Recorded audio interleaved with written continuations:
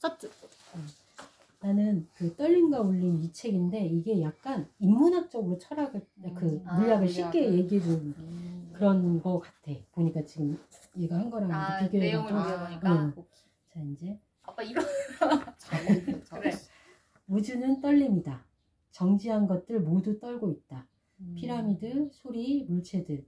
인간은 주변의 수많은 떨림에 울림으로 반응한다. 소리는 진동수에 따라 음이 달라지고 빛은 진동수에 따라 색이 달라진다. 물체는 고유한 진동수를 가린다. 떨림은 진동이고 우주에 존재하는 가장 작은 물리현상이다. 진동은 차갑고 기계적인데 떨림은 설레고 인간적이다. 이게 계속 짧게 내용들이 적이 되어 있는 거야. 그러니까 한 개 한 개 이런 식으로 설명해 주는 거야. 그 다음 과학은 인간의 상식을 버리며 시작된다. 물리는 지구가 돈다는 발견에서 시작됐는데 이는 경험에 어긋난다. 지구가 멈춰있는 걸로 느끼기 때문에 우리의 경험과는 전혀 달라. 그게 중요한 것 같아. 우주의 본질을 보려면 인간의 모든 상식과 편견을 버려야 한다. 그래서 물리는 처음부터 인간을 배제한다. 시공간에 대한 게 나오는데 칸트는 시간과 공간을 인간이 선언적으로 갖는 인지 구조로 봤다. 우주가 시공간으로 구성되어 있어서가 아니라 우리가 그 틀로 세상을 본다는 거다. 아인슈타인은 시계로 읽은 두 사건 사이의 간격을 시간, 자로 읽은 두 지점 사이의 간격을 공간이라 했다. 이 정의는 시 공간의 본질이 아니라 물리량을 의미하는 거다. 우리가 알 수 있는 건 이것뿐이다. 본질을 모른다는 거. 빅뱅 이론.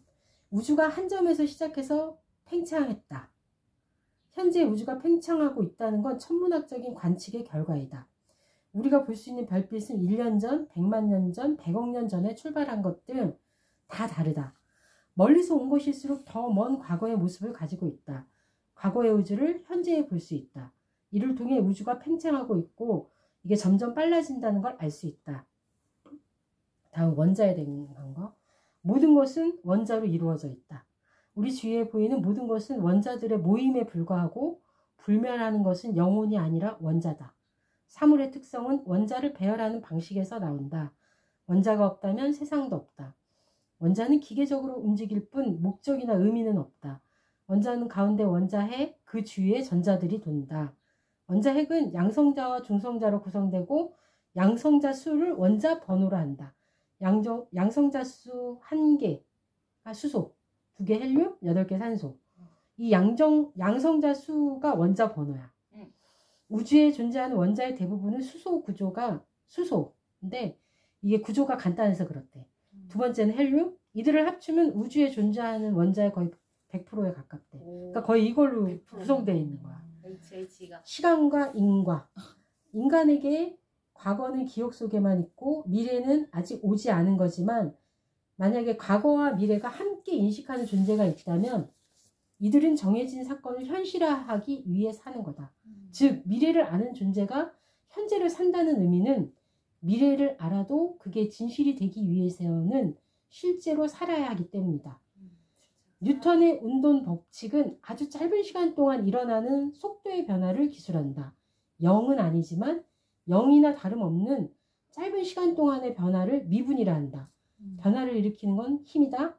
이 짧은 간격으로 이어지는 인과율의 연쇄가 한치의 오차도 없이 톱니바퀴처럼 정해진 미래를 향해 가는 게 우주이다. 그 다음에 컴퓨터와 인공지능. 0과 1의 비트로 표현된 데이터를 하나씩 읽어서 정해진 규칙에 따라 순차적으로 처리하는 기계를 튜링 기계라고 한다. 이 순차적 작업 리스트가 알고리즘이고 이것을 만드는 과정이 코딩이다. 튜링 기계인 컴퓨터는 뉴턴의 기계적 인과율에 따라 한순간에 하나의 비트를 읽어서 명령어에 따라 시간 순서로 일을 처리. 컴퓨터는 뉴턴 역학 방식으로 생각하는 기계이다. 알고리즘에 따라 미분 방정식으로 기술된 자연 법칙처럼 다음 순간을 향해 발을 내디딘다. 미래는 모두 결정되어 있다. 인공지능은 신경망을 기반으로 하고 인간 뇌의 작동 원리를 모방하는 것. 원하는 결과가 나오는 쪽을 최대로 만드는 경향적으로 움직이는 거야. 모든 미래를 미리 가보며 결과를 만들어내.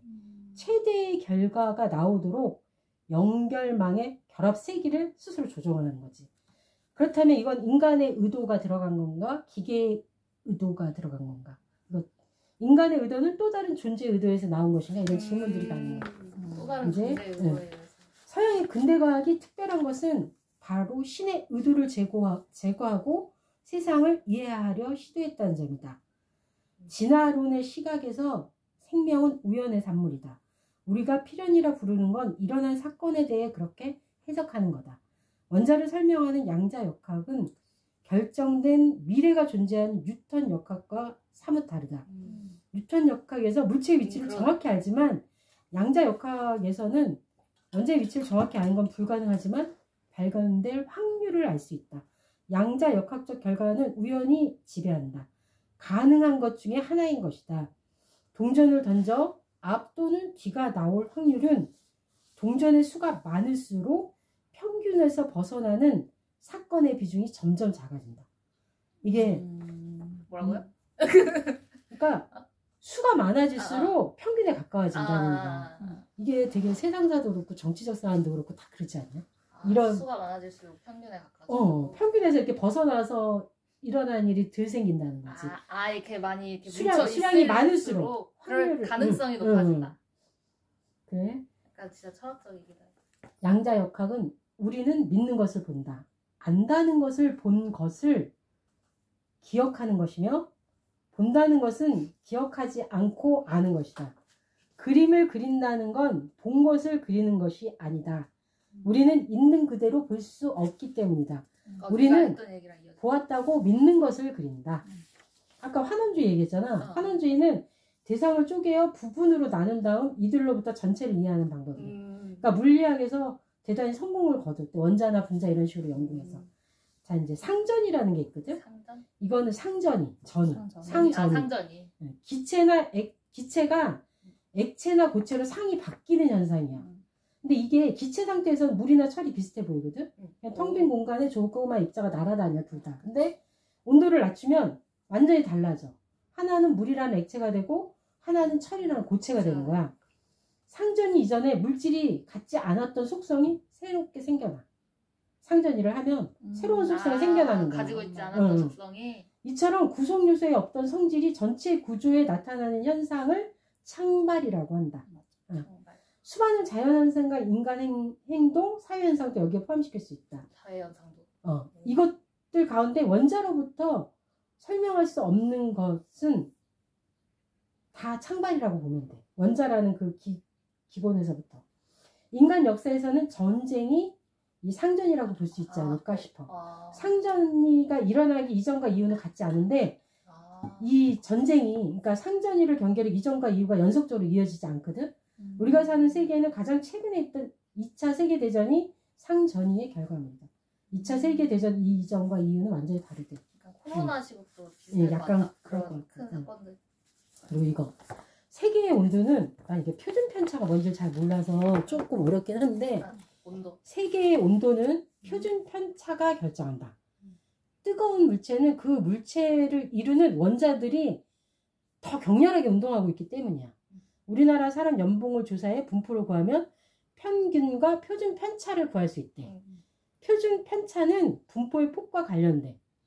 KTX를 탄 사람을 생각해보면 그 사람의 몸에 이르는 KTX가 막 움직임에 따라 원자 속도도 빨라진대. 이제 원자 속도 분포의 평균값이 커지는 것과 같다. 하지만 온도를 결정하는 것은 평균이 아니라 표준 편차이다. 평균이 크다고 표준 편차도 큰 게 아니다. 그치. 이게 혹자는 빈부격차를 해소하기 위해서 과학기술을 더 발전시키자고 해. 그치. 오늘날 우리가 누리는 물질적 풍요는 분명 과학기술의 덕분이야. 하지만 불을 분배하는 것, 즉 분포의 표준 편차를 줄이는 것은 또 다른 문제이다. 그치. 온도는 표준 편차가 결정한다. 우리가 아무리 부의 평균을 높이더라도 표준 편차를 줄이지 못하면 사회는 뜨거워진다. 사람 참 뭔가 느낌이 아는데 표준 연결을 편차를 잘 모르겠는 거야. 자, 이제 뭐 이런저런 얘기를 많이 했는데 또 합리적인 사회는 믿어달라는 말이 아니다. 그것을 뒷받침할 물질적 증거를 보여주는 것에서 시작된다. 가습기 살균제 사건에서 보듯이 우리의 의심은 우리의 생명을 지킬 만큼 충분하지 못했다. 그 이도마이드의 경우 뭐라고? 이동. 아, 오케이. 그 저기에 나오는 거. 뭔 말이야? 아니야, 이도마이드가 아닌데. 탈리도마이드. 자가 어떤 화학 물질인데 물질인데 그렇게까지 중요하지 않아. 동물 실험에서 부작용이 없었음에도 사람에게 부작용이 나온 경우도 있었던 거야. 근데 가습기 살균제의 경우는 2012년 동물 실험 부작용이 나왔는데 은폐를 했어. 이 새끼들이. 우리 사회에서 그 탈리도마이드 스캔들 알지? 그 입덧 완화제로 쓰였는데 그거 먹은 산모가 기형아를 출생해서 난리가 난 문제, 전 세계적으로. 근데 미국에서는 거의 이 문제가 없었어. 왜냐면 당시 FDA 심사위원이었던 프랜시스 켈리가 안정성을 입증할 자료가 불충분하다고 허가를 거부했어. 그녀가 제약회사로부터 엄청난 압력을 받았으면 물론이야. 자, 우리 사회였으면 어땠을까? 했겠지. 합리적 의심을 하는 사람이 잘려? 비난을 받았겠지. 그 어마어마한 압력을 받고 잘렸을지도 몰라. 근데 합리적 의심을 하는 사람이 비난받는 사회는 그 대가를 치르게 마련이다. 그러네. 우리 사회에 과학적 합리성이 필요한 이유이다. 그리고 이 과학이라는 게 중요한 게 이게 과학이 되게 매력이 있더라고. 또 과학하다. 모르는 것을 모른다고 인정하는 태도. 모르는 것을 안다고 할 때 정확히 무엇을 의미하는지 물질적 증거를 들어 설명할 수 있어야 한다. 이를 과학적 태도라 부른다. 이런 의미에서 과학은 지식의 집합체가 아니라 세상을 대하는 태도이자 사고방식이다. 과학적 태도가 부족해. 과학은 물질적 증거에 입각해 결론을 내리는 태도이다. 증거가 없으면 결론을 보류하고 모른다고 해야 한다. 모른다. 증거 없이 논리로만 이루어진 이론이나 주장은 과학적이지 못하다. 그렇지. 과학은 무지를 인정하는 태도이고 무지를 인정한다는 것은 아는 것이 무엇인지 정확하게 말할 수 있다는 것이다. 과학은 불확실성을 안고 가는 태도이다. 과학의 진정한 힘은 결과의 정확한 예측에서 오는 게 아니라 결과의 불확실성을 인정할 수 있는 데 있다. 과학은 논리라기보다 경험이고 이론이라기보다 실험이고 확신하기보다 의심하는 것이고 권위적이기보다 민주적인 것이다. 과학은 지식이 아니라 태도다.